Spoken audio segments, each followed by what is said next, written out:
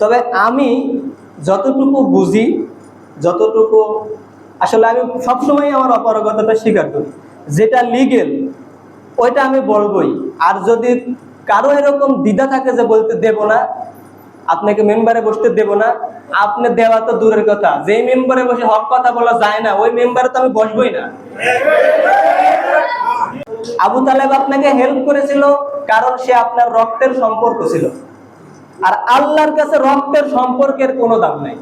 ভালো যদি কাউকে বাঁচতে হবে সেটা আল্লাহর সন্তুষ্টির জন্য, কাউকে যদি ঘৃণা করতে হয় আল্লাহর সন্তুষ্টির জন্য, আর আল্লাহর সন্তুষ্টির জন্য তোমার বাবার সাথেও যদি সম্পর্ক ছিন্ন করতে হয় করবা, তোমাকে আল্লাহ রাব্বুল আলামিন প্রকৃত সফলতা দিবেন। রাজনীতি মানে কি হেডন দেখানো? আমার ক্ষমতা আছে, রাস্তা দিয়ে হাঁটবো আর যে দুর্বল তাকে মারবো, এটা কি রাজনীতি?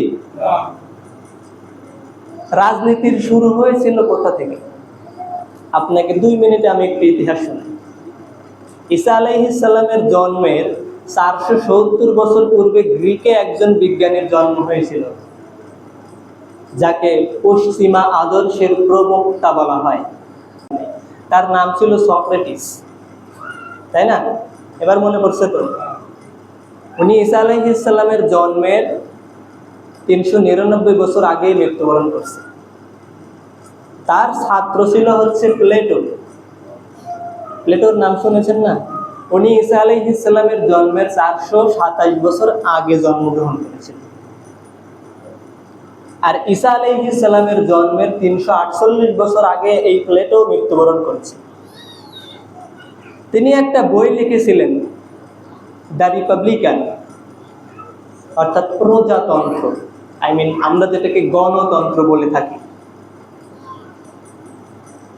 এর ছাত্র ছিল হচ্ছে অ্যারিস্টটল, রাষ্ট্রবিজ্ঞানের জনক যাকে বলা হয়। তিনি জন্মগ্রহণ করেছিলেন ঈসা আলাইহিস সালামের জন্মের 384 বছর আগে। বুঝতে পারতেছেন কিছু?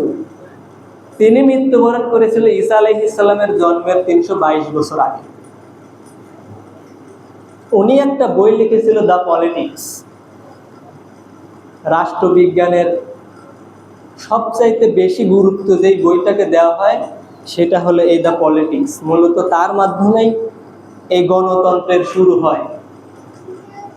তো উনি তার বইয়ের মধ্যে লিখেছেন 2 শ্রেণী রাজনীতির বাইরে থাকে। এক, সে হয়তো বা পশু, সে হয়তো বা কোনো জানোয়ার বা পশু। দ্বিতীয়ত, দেবতা। তো আমরা কি দেবতায় বিশ্বাস করি? আমাদের রব কে? আল্লাহ। তাহলে এই কথাটাই আমি কনভার্ট করে বলতে চাই, রাজনীতি করতে পারবে না 2 শ্রেণীর লোক। 1 নাম্বার হলো পশু পাখি, 2 নাম্বার হলো ফেরেশতা। তাহলে রাজনীতির বাইরে আপনার যাওয়ার সুযোগ আছে ওনাদের থিওরি অনুযায়ী। তবে সেই রাজনীতিটা কার্ল মার্কস, সক্রেটিস আর অ্যারিস্টটলের রাজনীতি নয়, ওটা লেনিন স্ট্যালিনের রাজনীতি নয়, ওটা আব্রাহাম লিঙ্কনের রাজনীতি নয়, আবু বকর ওমর উসমান আলীর খেলাফতের রাজনীতি। কথা বলেন ঠিক? Islam is not only a religion but also complete with balance code of life. এটা পরিপূর্ণ এবং ভারসাম্যপূর্ণ জীবন ব্যবস্থা। কথা বলেন ঠিক কিনা? তাহলে এই যে আমাদের দেশে অস্থিতিশীল পরিবেশ এখন তৈরি হয়েছে, এর একমাত্র কারণ কি? রাজনীতি না? তার মানে কি এটার সমাধান কোরআনের মধ্যে নাই? আপনাদের কি মনে হয়? যদি সমাধান না থাকে তাহলে কি ইসলাম পূর্ণাঙ্গ জীবন ব্যবস্থা হলো? তুমি কি এই জন্য মিডিয়াতে কথা বলো যাতে করে মানুষ তোমাকে বড় আলেম বলে, এটা তুমি দেখাতে চাও?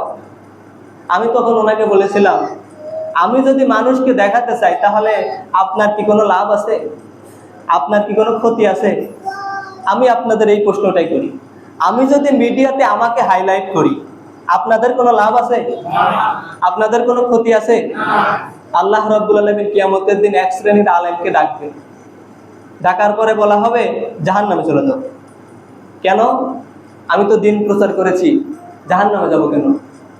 তখন আল্লাহ রাব্বুল আলামিনের পক্ষ থেকে জানানো হবে, ওই যে তুমি ভিডিও করছিলা, তোমার আশা ছিল হচ্ছে ভিউ পাওয়া, তো মানুষ তো হাজার হাজার মানুষ তোমাকে দেখছে, সুতরাং তোমার যেটা প্রাপ্তি সেটা পেয়ে গেছো, এবার জাহান্নামের দিকে যাও। তাহলে আমি ভিডিও করতেছি, আপনার যেহেতু ক্ষতি হচ্ছে না আবার লাভও হচ্ছে না, তাহলে আমাকে নিয়ে আপনার মাথা ঘামাঘামের দরকার নেই। যদি আমি ভিউ পাওয়ার উদ্দেশ্যে ভিডিও করি তাহলে কি আমি জাহান্নামে যাব? আমি কিয়ামতের দিন লাঞ্ছিত হবে, এতে কি আপনার ক্ষতি আছে? কিন্তু সোশ্যাল মিডিয়াতে আমি দেখেছি প্রতিনিয়ত অশ্লীল ভিডিও বেশি প্রচার করা হচ্ছে। আমি সেখানে একটা ভিডিও আপলোড করে অনেক ভালো কিছু করতে পারবো না, কিন্তু আমার মনের মধ্যে একটা প্ল্যান আছে, আমারও একটা নিয়ত আছে, ওটা আমি আল্লাহর কাছে বলবো। নাহমাদুহু ওয়া নাস্তাঈনুহু ওয়া নাস্তাগফিরুহু ওয়া নু'মিনু বিহি ওয়া নাতাওয়াক্কালু আলাইহি ওয়া নাউযু বিল্লাহি মিন শুরুরি আনফুসিনা ওয়া মিন সাইয়্যাতি আ'মালিনা من يهده الله فلا مضل له ومن يضلله فلا هادي له ونشهد أن سيدنا وحبيبنا ومولانا محمدا عبد الله ورسوله الذي أرسله بالحق بشيرا ونذيرا وداعيا إلى الله بإذنه وسراجا منيرا فقد قال الله تعالى في كلامه المجيد وفي فرقانه الحميد أعوذ بالله من الشيطان الرجيم بسم الله الرحمن الرحيم ما كان للنبي والذين آمنوا أن يستغفروا للمشركين ولو كانوا أولي قربى من بعد ما تبين لهم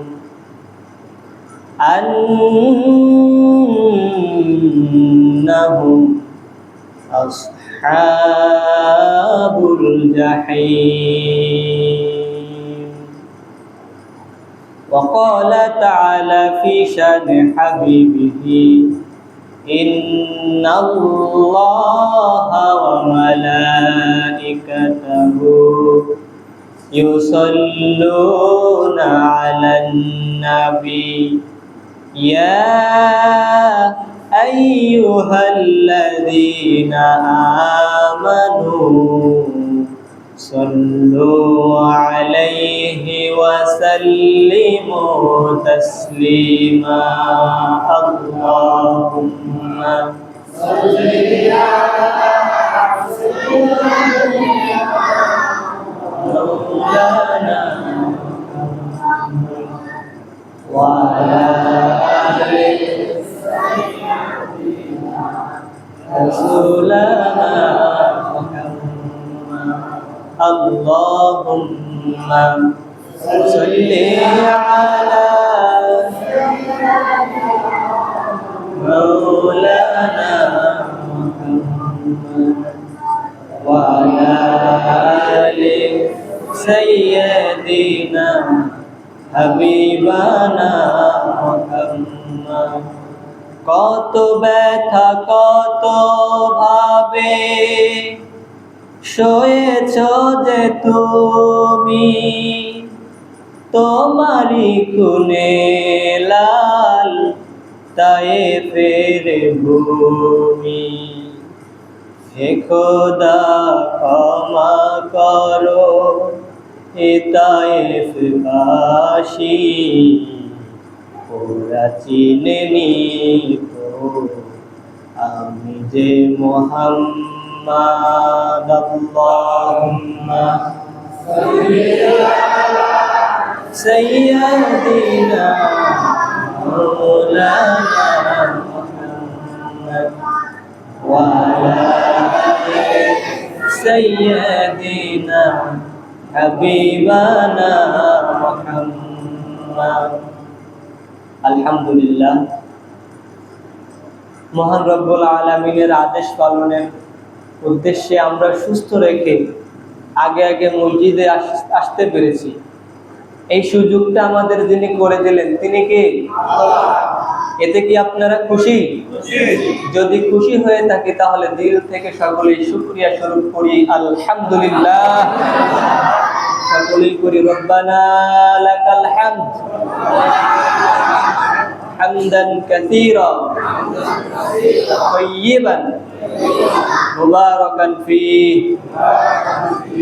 এবং দরুদ পড়ছি বিশ্ব মানবতার মুক্তির দিশারি সাইয়্যিদুল কাউনাইন জনাবে মুহাম্মদুর রাসূলুল্লাহ। সবাই পড়ি সাল্লাল্লাহু আলাইহি ওয়াসাল্লাম। প্রিয় উপস্থিতি, রবিউল আউয়াল মাস অতিবাহিত হচ্ছে। আল্লাহ রাব্বুল আলামিনের এই পৃথিবীতে প্রতিনিধি হিসেবে এসে সব নবীদের সেরা নবী আমরা পেয়েছি এবং কোন রকম সুপারিশ ছাড়াই। আল্লাহ পাক বলেন, লাকাদ কানা লাকুম ফি রাসূলিল্লাহি উসওয়াতুন হাসানা। সর্বোত্তম আদর্শ যার জীবনের মধ্যে লুকিয়ে রয়েছে, যদি অনুসরণ করতে পারি, শুধু দুনিয়া নয়, দুনিয়া আর আখিরাত উভয় জিন্দেগিতেই যিনি সফলতা এনে দিবেন তিনি কে? আল্লাহ। সেই নবীকে 90% মুসলমানের দেশে অনেকে তুচ্ছ তাচ্ছিল্য করে গালি দেয়। আপনারা অনেকেই হয়তো সংবাদটা পেয়েই গেছেন, খুলনাতে নবীর বিরুদ্ধে ব্লগে কিছু আজেবাজে লেখালেখি করছিল। আলহামদুলিল্লাহ, এদেশের আম জনতা উপযুক্ত জবাব দিয়ে দিয়েছে।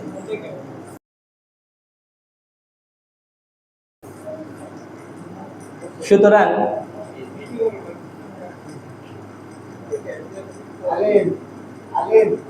বসেন, ওখানে বসেন, ভিডিও হচ্ছে। হ্যাঁ, সমস্যা, এটা কোনো প্রশ্ন হলো না।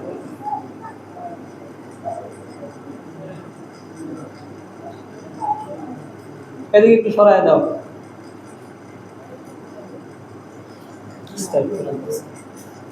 প্রিয় উপস্থিতি, কিভাবে ঘাটতি হয়? এটা কিভাবে ঘাটতি হয় আপনি প্রমাণ দেন। কিভাবে ওদিকে মনোযোগ দেয়? বর্তমান মিডিয়া ওই ডিমের মধ্যে থাকার যোগ এখন আছে। ঝগড়া আমি করতেছি না তো, এটা কথা বললেন আঙ্কেল, আপনার সাথে আমার আগে সম্পর্ক ছিল না, আমার বাজে কোনো বিহেভিয়ার আপনি পাইছেন?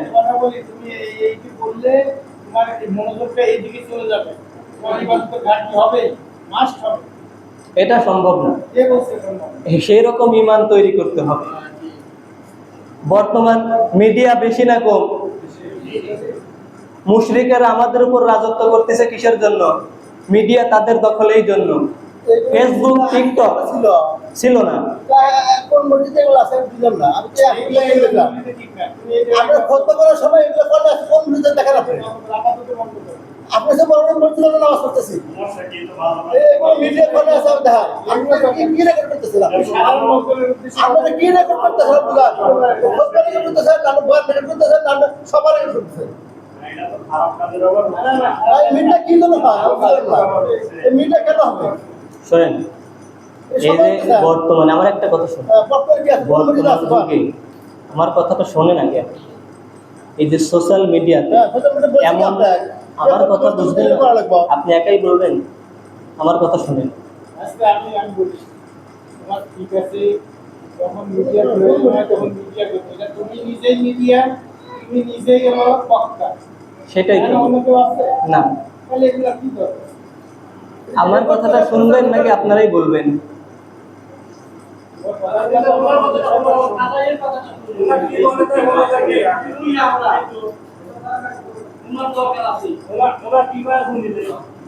এখন আমি যদি সোশ্যাল মিডিয়াতে অ্যাক্টিভ হই, ওখানে পোস্ট যেগুলো হচ্ছে সবগুলো কি দিনের পক্ষে বেশি হচ্ছে নাকি দিনের বিপক্ষে বেশি হচ্ছে? আপনাদের মসজিদে কয়জন মুসল্লি আছেন?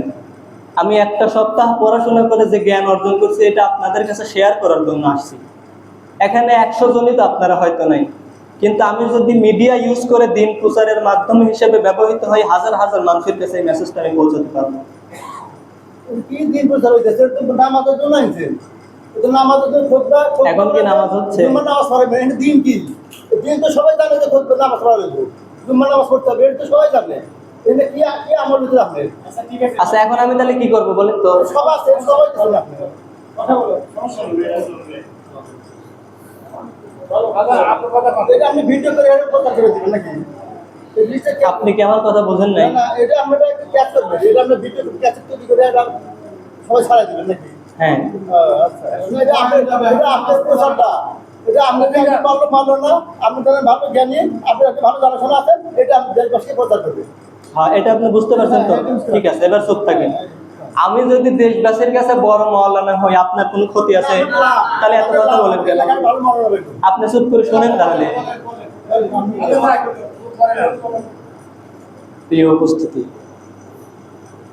আসলে মোটটাই নষ্ট হয়ে গেল।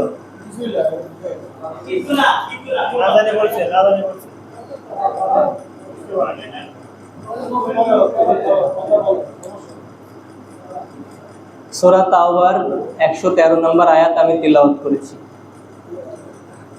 আল্লাহ রাব্বুল আলামিন বলেন, মা কানা লিন নাবিয়্যি ওয়াল্লাযীনা আমানু। আল্লাহ রাব্বুল আলামিন বলতেছেন, নবী এবং যারা পৃথিবীতে ঈমান এনেছে তাদের জন্য এই কাজটা শোভনীয় নয়। কাজটা কি? আইয়াস্তাগফিরু লিল মুশরিকিন, মুশরিকদের জন্য তারা ক্ষমা প্রার্থনা করবে। মুশরিকদের জন্য ক্ষমা প্রার্থনা করা মুমিন এবং নবীদের জন্য শোভনীয় নয়। এরপরে আল্লাহ রাব্বুল আলামিন বলতেছেন, ওয়ালাউ কানু উলি কুরবা, যদিও তার সাথে আপনার রক্তের সম্পর্কও হয়, তাতেও কোনো যায় আসে না। এরপরে আল্লাহ রাব্বুল আলামিন বলতেছেন, মিন বা'দি মা তাবায়্যানা লাহুম আন্নাহুম আসহাবুল জাহিম, যখন এই কথা স্পষ্ট হয়ে গেছে যে মুশরিকেরা জাহান্নামে, এই কথা আল্লাহর পক্ষ থেকে স্পষ্ট ঘোষণা আসার পরে মুশরিকদের সাথে সম্পর্ক রাখা, তাদের জন্য দোয়া করা, এটা আদৌ তোমাদের জন্য সমীচীন নয়। আল্লাহ রাব্বুল আলামিন এই পৃথিবীতে দ্বীন প্রচারের জন্য, মানুষকে মুক্তির জন্য যুগে যুগে অসংখ্য নবী রাসূল প্রেরণ করেছেন। তারা মানুষকে দ্বীনের দাওয়াত দিয়েছে, দ্বীনের পথে ডেকেছে। তো সেই ধারাবাহিকতায় আমাদের নবীও পৃথিবীতে এসেছিলেন আমাদেরকে দ্বীনের বার্তা পৌঁছে দেওয়ার জন্য। তো সেই নবী এখন পৃথিবীতে নাই, ওলামায়েরা সেই দায়িত্ব এখন পালন করছে। তো দ্বীনের দায়িত্ব পালন করতে গিয়ে যদি কারোর সাথে সম্পর্ক ছিন্ন করা লাগে, সেটা তোমাকে করতে হবে। আপনারা জানেন, বিশ্ব নবীর জীবনী যারা পড়েছেন, নবীকে সবচেয়ে বেশি কষ্ট দিয়েছিল কাফের মুশরিকেরা। পাশাপাশি নবী সাল্লাল্লাহু আলাইহি ওয়াসাল্লামকে যারা সাহায্য করেছিল, তাদের মধ্যে অন্যতম ছিল হযরত আবু তালেব। আস্তাগফিরুল্লাহ, তাকে তো ওই শব্দটা ইউজ করা যাচ্ছে না। আবু তালেব মৃত্যুর আগ পর্যন্ত সবচাইতে বেশি সাপোর্ট আমাদের নবীকে দিয়েছিল। তো আবু জাহেল তারা তার বন্ধু ছিল। আবু তালেব যখন অসুস্থ হয়ে গেল, মৃত্যু শয্যায় শায়িত, তো ওই সময় নবী করিম সাল্লাল্লাহু আলাইহি ওয়াসাল্লাম তার কাছে গেলেন যে, চাচা আপনি শুধু কালিমাটা একটু পড়েন। আপনি শুধু কালিমাটা একটু পড়েন, তাও পূর্ণ পড়া লাগবে না, শুধু আপনি পড়বেন লা ইলাহা ইল্লাল্লাহ।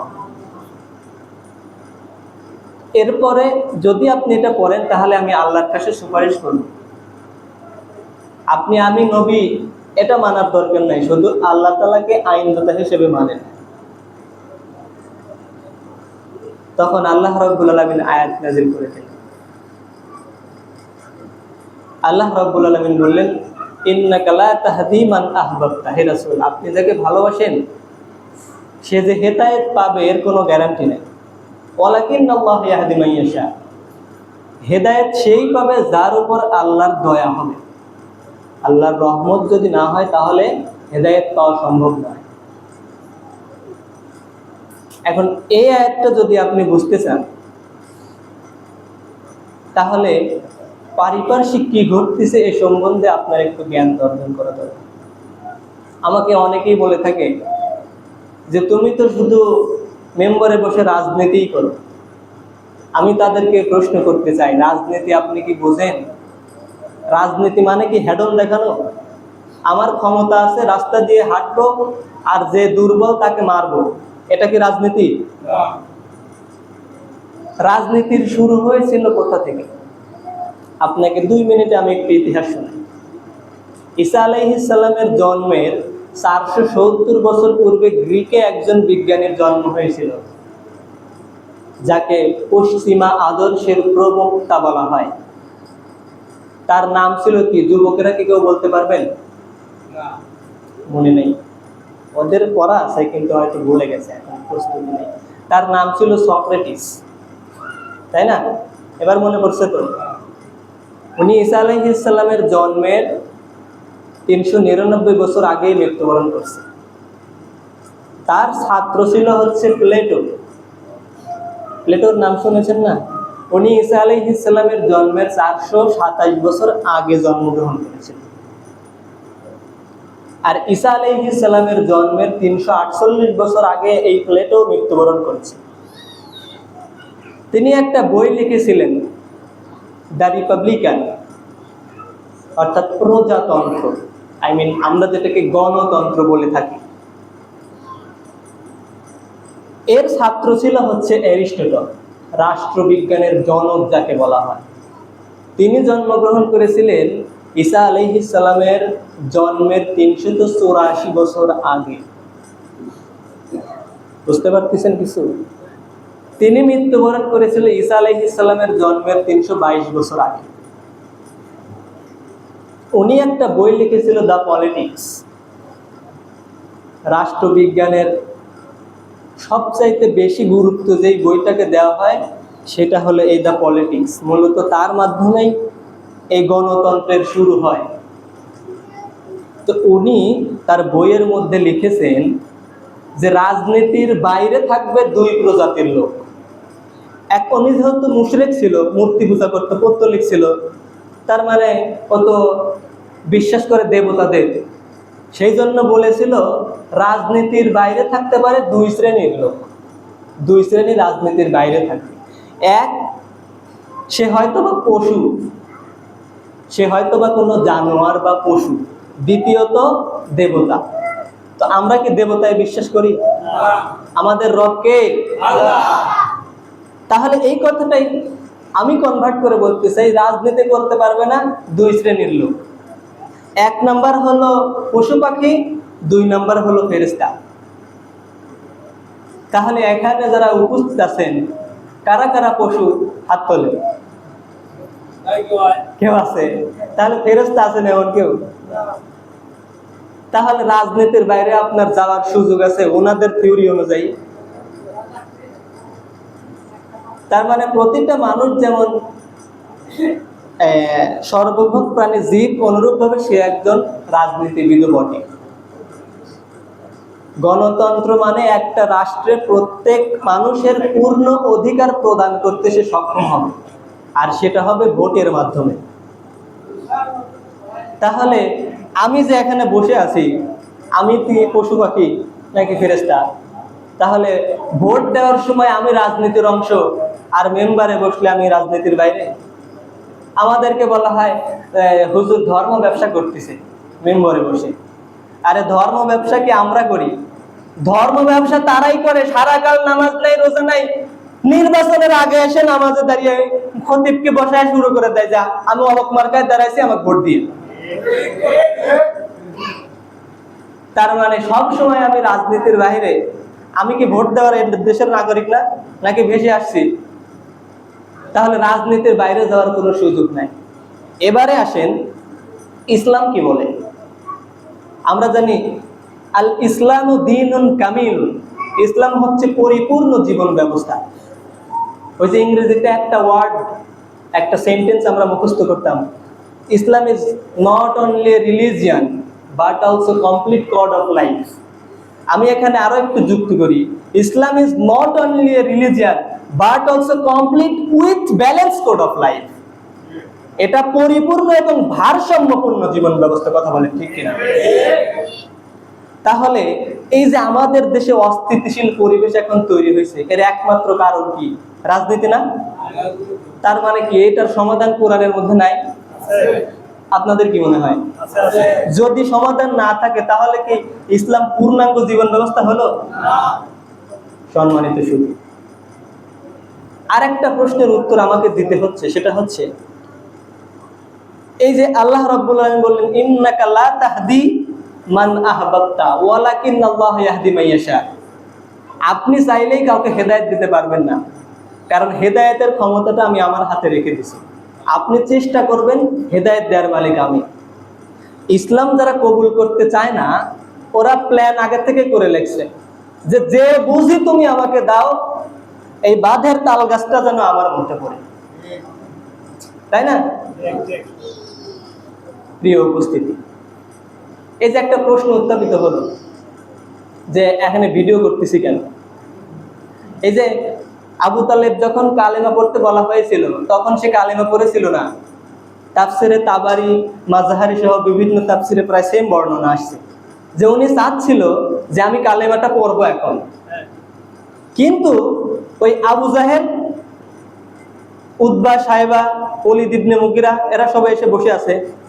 তখন ওরা বলতেছে শেষমেশ মৃত্যুর সময় এসে মৃত্যুর যন্ত্রণার ভয়ে তুমি এত বড় শক্তিশালী ছিলা, মুহাম্মাদের কালেমা পড়বা?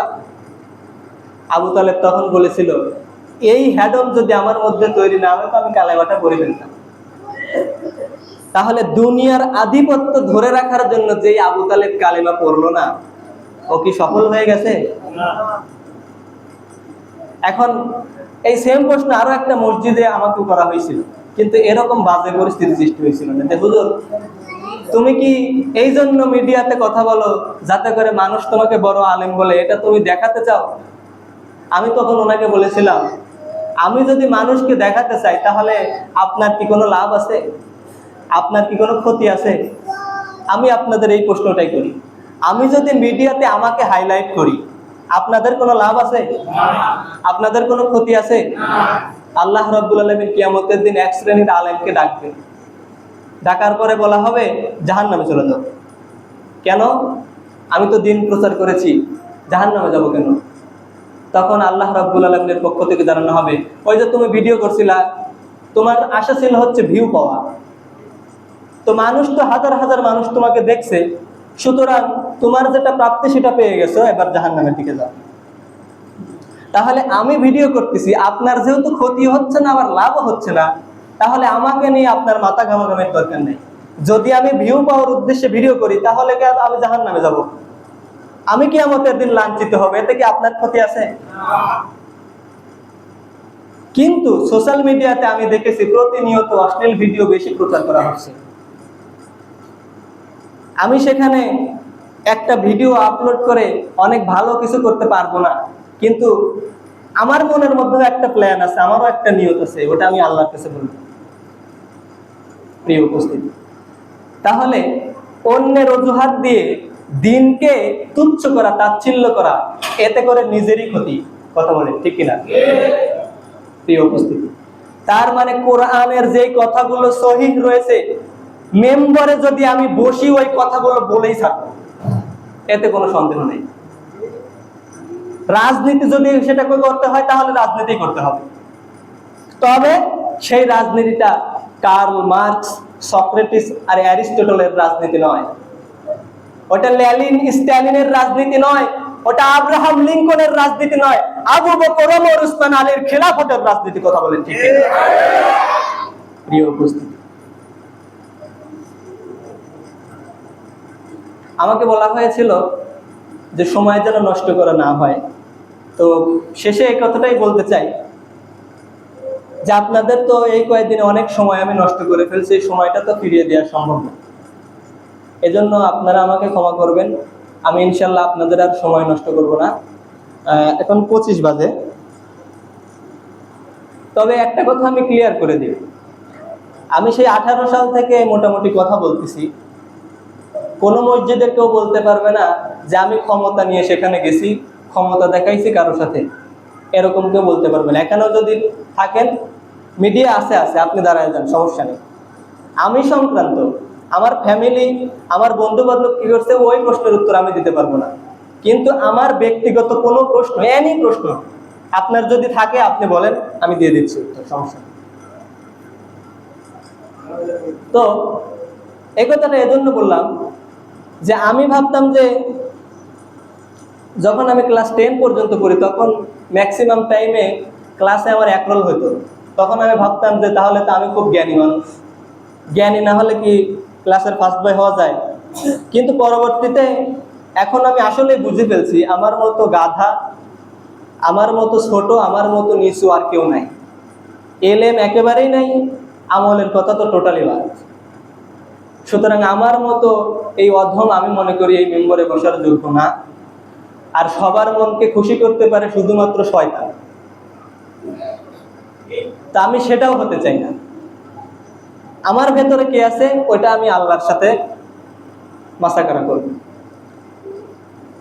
তো এ সম্বন্ধে আমি বলবো কিছু, সেটা হলো আপনাদেরকে অনেক কষ্ট দিয়ে ফেলছি, আমি চাই নাই। আসলে যেটা আমি নিয়ত করে আসি অনেকদিন ওইটা বলাও হয় না, আগেই সময় শেষ হয়ে যায়।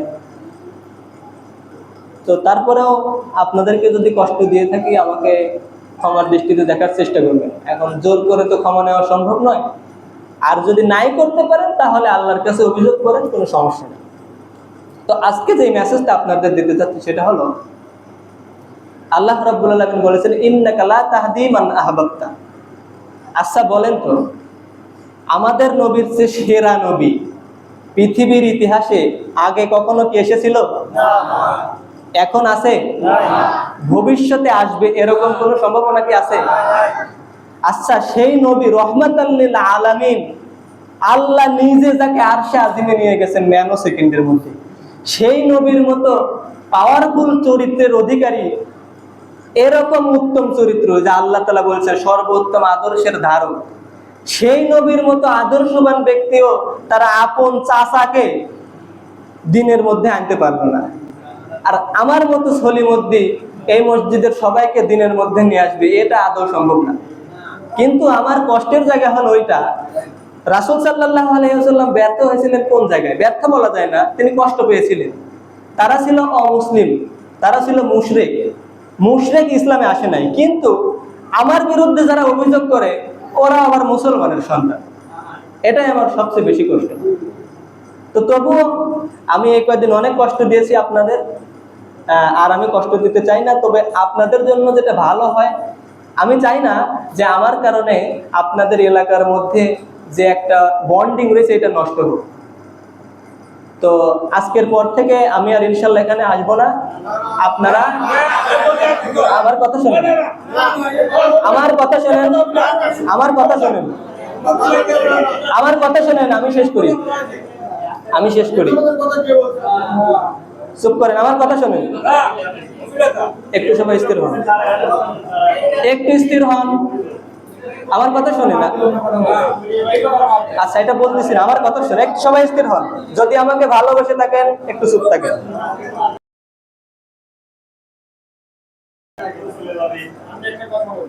হ্যাঁ,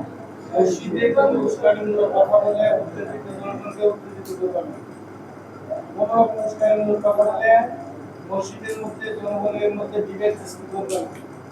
হ্যাঁ, দিনী শিক্ষাটাও তোমার ওয়ার্ডগুলো ভালো, তোমার কথাগুলো ভালো, আমরা সবাই তোমার প্রশংসা করি।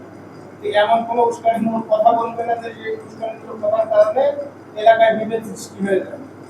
এই কথাগুলো থেকে দূরে থাকার জন্য তোমাদের অনুরোধ করা। ওই যে তো ভাই আচ্ছা, তাহলে তো সেই কথাই হলো। আপনারা যে নিল আপনি যদি এই যে খানে জিজ্ঞেস করে বলতেন তাহলে জিনিসটা আপনি এমন একটা কথা বললেন যে আসলে তো মানে ওই এগারো দুই রকম। আপনি কি চান যে এটাকে আমি একাই একশো আমার আচ্ছা, রানা ভাই বসেন। সবাই করেন অসুবিধা শোনেন। রানা ভাই বসেন। রানা ভাই আপনি একটা মিটায় আপনার মুখে কথাটা ধরে কিনা আমারই সন্তান। আচ্ছা আঙ্কেল, আঙ্কেল আমি একটা প্রশ্ন করি। কথা আন্দোলন হচ্ছে সেটা আপনি আগুন নিভে গেছেন, আমরা সবাই পড়ে পুড়ে পাশান পাইতে করে সিনেমাটা উপকার করে দিয়েছেন। আর আজকে আমাদের আপনি এমন একটা এটা আপনি পরে বলেন আমাদেরই লোক, পরে বলেন আমাদেরই লোক। এটা কি মনে করেন যে খালি এই কাছে জামাতি খেলে আমি করে যাবো আর আমাদের কোনো আচ্ছা আঙ্কেল বসেন একটু। আঙ্কেল বসেন। তুমি কি কথা বলো? আঙ্কেল, এই যে এই কথাটা বললেন যে আপনি, ইমাম মানে নেতা, হ্যাঁ সে মেম্বারে বসিয়া যা বলছে আজকে সেটা একটা বলছে, তো তাকে বড় মনে করে রাখলে আমার কাছে যায়। আর আল্লাহ নবী দান দিও, সেই নবী দিও, এদারাও কথা বলে না। বলে না আপনার মুখে আপনি তো নানা ভাই, নানা ভাই একটু চুপ করেন তো, সবাই কথা বললে বিশৃঙ্খলা হবে। বসেন। কথাটা হলো যে দিন প্রচার করা ঠিক আছে, সবই ঠিক আছে, আমরাও দিন মানি, আমরাও দিন মানি, কিন্তু এমন কোন কথার মাধ্যম দিয়ে যদি এলাকায় যদি বিশৃঙ্খলার সৃষ্টি হয় সে কথাটা না বলা উত্তম। আঙ্কেল, আঙ্কেল আমি বলি, আমি তো সেই কথাটাই বলতেছি। আমার কোন কথাটা উস্কানিমূলক হয়েছে ওইটা বলেন সরাসরি। আমরা পরাম্পরা খাদ্য পাইছি এখানে যে কথাগুলো বলছি, পরাম্পরা খাদ্য ভালো কথা। এই কাশিম ভাই শোনেন, আপনার এত বুঝেন তো? কথাগুলো ভালো কথা, নিঃসন্দেহে ভালো কথা। আমার মতন কিছু শয়তান আপনার কাছে ভালো নাও লাগে, ভালো কথা কেন আসবো না? শয়তানকে ভালো করাই তো উদ্দেশ্য। ভালো মানুষ ভালো করার দরকার নাই, শয়তানকে ভালো করে। ভালো মানুষ ভালো করার দরকার নাই, খারাপ মানুষকে ভালো করা। শয়তান কিন্তু ভালো করা নাই, এরা বিপক্ষে আছে। তাদের সাথে আমি কথা বলি। দাদা আমি বলি শয়তান অনেক কথা লাগে না, যেমন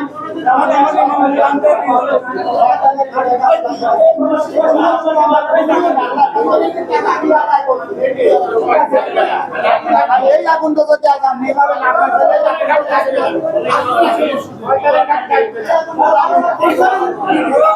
আরে প্রতিদিন বলে ভালো ইন্টারভিউ রাখুন ইয়া ভাই কোন লাগবে না লাগবে না আপনি রহমান মানে মানা সেটা কাজ না বসেন, বসেন।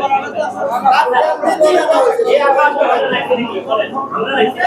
আমি যে বলতে চাই, এখন কথা হচ্ছে যে ভুলের উদ্দেশ্য। তোমরা একটা কথা কম দাও না যে ভুলের বিরুদ্ধে কোনো কথা থাকে, আমি ফার্স্টে কেন তা ওই বেনামাজের সাথে আলোচনা করবো, সমালোচনা করবো। আমি মসজিদে বসবো, হুজুর আপনার সাথে 2 মিনিট পরে আসবে। তুমি যে আরো কিছু লোকই বসবো, বসে হুজুর কোনটা করা যায় কোনটা করা যায় না।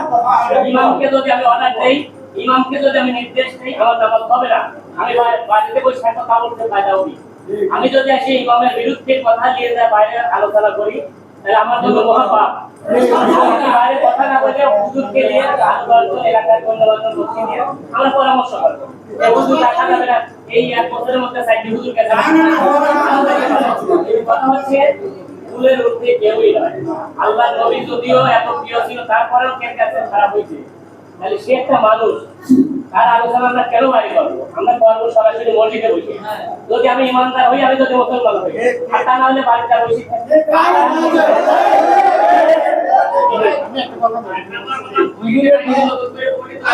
আমি একটা কথা বলি, হুজুরের বিপক্ষে কোনো কথা বলা হয়েছে? বলা হয়েছে? আপনারা বলেন, একটু দয়া করে বলেন। হুজুরের বিপক্ষে কোনো কথা বলা হয়েছে? বলা হয়েছে যে আপনি এইটা করতেছেন, এইটা করলে ইবাদতের একটু হলেও ঘাটতি হয়।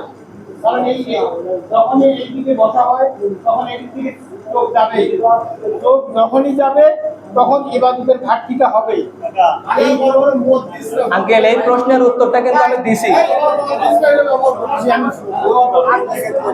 আমি তো ভাই এক কথা দাদা আমি তোমার বিপক্ষে নয়, এবং তোমার তোমার তোমার থাকার জন্য বা তোমার কথার জন্য আমরা সবাই খুশি, এলাকার সবাই খুশি তোমার কথার জন্য। পরে যদি ভাই পরে আমি একটু মোবাইল দিয়ে দেবো অখুশি তো খুশি দেয়া।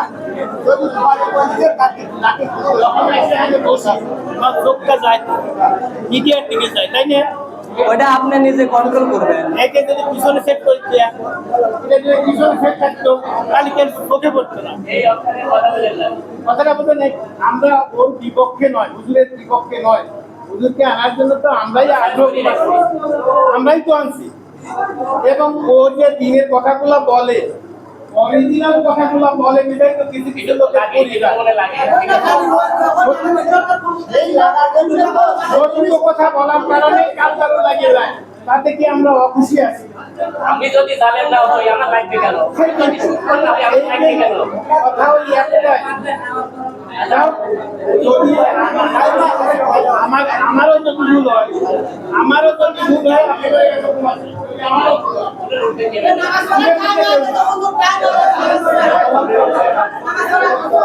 একটু স্থির হন।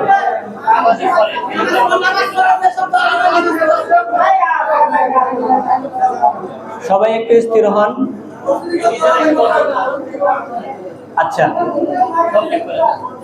শোনেন, 2 মিনিট কথা না বললে অপূর্ণাঙ্গ থেকে যাবে। যেদিন আপনাদের হুজুর সাহেব চলে যায়, কমিটিকে বলা হয়েছিল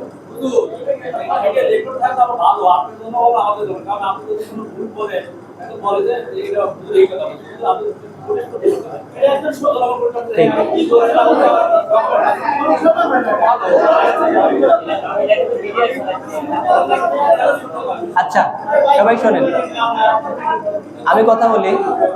তাহলে ভাই ভালো একটা পয়েন্ট ধরাই দিল, আমি যদি ভুল কিছু বলি তাহলে পরে শুধরায় নেব। আপনারাও যদি বলেন যে আপনি এটা বলছিলেন, তখন ওই প্রমাণটা তো তখন দেখা যাবে, তাই না? আচ্ছা তাহলে আমি যে কথাটা বলতেছিলাম, কমিটির পক্ষ থেকে যেদিন আমাকে ডাকা হয়েছিল, আমি কিন্তু আমার একটা অভিজ্ঞতা স্বীকার করছিলাম, তাই না আঙ্কেল? আমি বলছিলাম না যে এরকম সিচুয়েশন যদি হয় তাহলে কিন্তু আমি বলেছিলাম যে আমি আপনাদের হুজুর যে কয়দিন রাখা হচ্ছে না, ওই কয়দিন যেহেতু মসজিদেরও ফিনান্সিয়ালি সমস্যা যে কারণেই হোক হয়ে গেছে, তা আমি বলেছিলাম যে যদি বিনা পারিশ্রমিকেও অনারিয়াম ব্যতীত থাকা লাগে, সেটা আমি থাকবো, ওর প্রতিদিন আমি আল্লাহর কাছ থেকে নেব না নেই না নেব। আপনারা ভালো একটা হুজুর রাখেন, কিন্তু তারপরেও আপনারা বলছেন।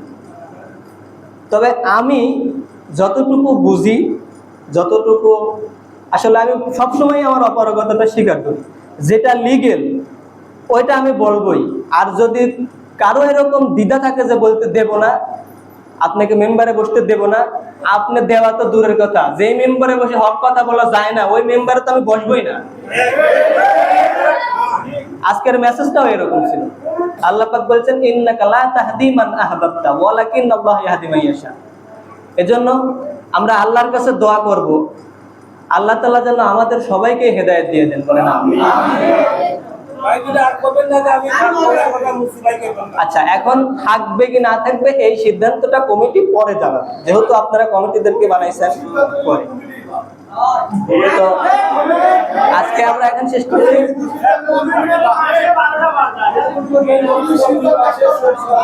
আর আচ্ছা এখন আর একটা মতামত 20 সেকেন্ডে, এটা আমাদের সবারই দরকার।